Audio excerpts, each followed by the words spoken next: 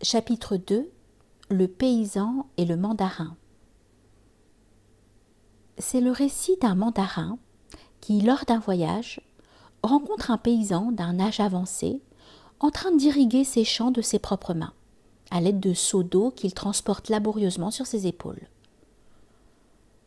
Le mandarin lui fait remarquer qu'il pourrait faire l'économie de tels efforts et de tant de peine en arrosant de manière plus efficace ses plantations au moyen d'un système d'irrigation très développé qui répandrait l'eau dans un système ingénieux de canaux avant de les distribuer sur toute la surface du champ.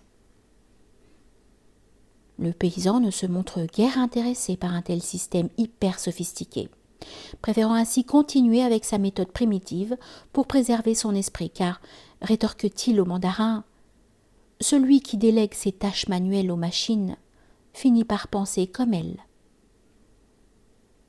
Ce récit chinois peut paraître, à première vue, caricatural, mais il serait absurde de n'y voir, comme l'a souligné Michel Clermont, qu'une technophobie injustifiée.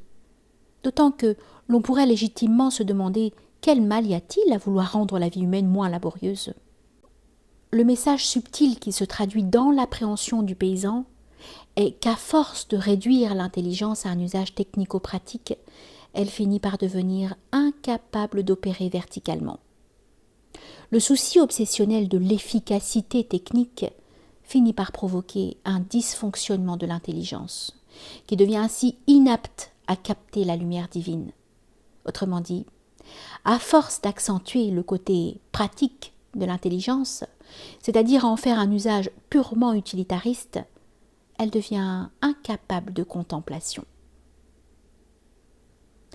L'une des fonctions de la révélation ou de la religion est justement d'actualiser ou d'objectiver cette intelligence contemplative comme espace de réflexion de la lumière divine, comme moyen d'accéder à des couches toujours plus profondes de la réalité, qui est bien loin de se limiter aux informations fournies par l'appareil sensoriel. La raison et l'essence, à eux seuls, n'offrent qu'une connaissance partielle et fragmentée de la réalité réduite à son apparence physique, tandis que l'intellect nous permet de percevoir la réalité dans toute sa transparence spirituelle. C'est pourquoi le Coran qualifie de « ulul albab » ceux qui se montrent capables de percevoir les signes de Dieu, qui vibrent dans la création.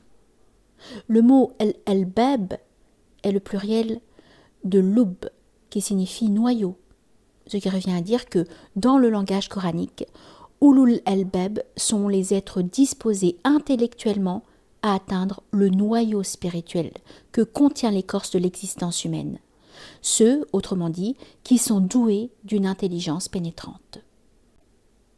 La saisie de la réalité dans toute sa profondeur ne consiste donc pas à imposer ces catégories de pensée à ce que l'on perçoit, mais à déchirer le voile de la conscience égocentrique qui biaise notre vision de la réalité. Aussi, la connaissance dans l'enseignement traditionnel ne se réduit-elle pas à un savoir purement mental, ni même à une simple instruction religieuse, car elle a pour finalité la réalité suprême, Dieu. Une connaissance qui ne rapproche pas de Dieu n'est pas connaissance, mais simple information cérébrale.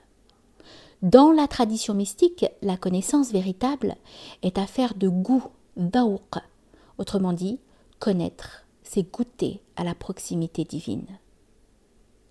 Le savant n'est donc pas celui qui a accumulé dans son cerveau quantité de règles juridiques et de concepts théologiques, mais celui qui, même avec une modeste instruction religieuse, a fait l'expérience de la présence divine. Et c'est certainement de ces derniers auxquels fait référence la parole de Dieu suivante. Parmi les adorateurs d'Allah, seuls les savants le redoutent. Sourate 35, verset 28. La connaissance est ce qui relève de la qualité, non de la quantité. C'est pour cela d'ailleurs que des maîtres illettrés ont guidé des érudits lettrés. Plus encore, connaître, c'est actualiser les potentialités divines qui habitent l'homme afin qu'il devienne l'image de Dieu, non dans un sens anthropomorphique, mais de façon symbolique, c'est-à-dire le reflet des noms divins. Ainsi, chaque qualité humaine devient le reflet d'une qualité divine. Une connaissance qui n'agit pas en l'homme ou qui ne permet pas une transformation intérieure est un savoir condamné à la stérilité, un savoir qui ne permet que de bavarder en société. Aussi, la connaissance consiste-t-elle en une réalisation métaphysique, c'est-à-dire en une transmutation de l'âme vile en une âme noble.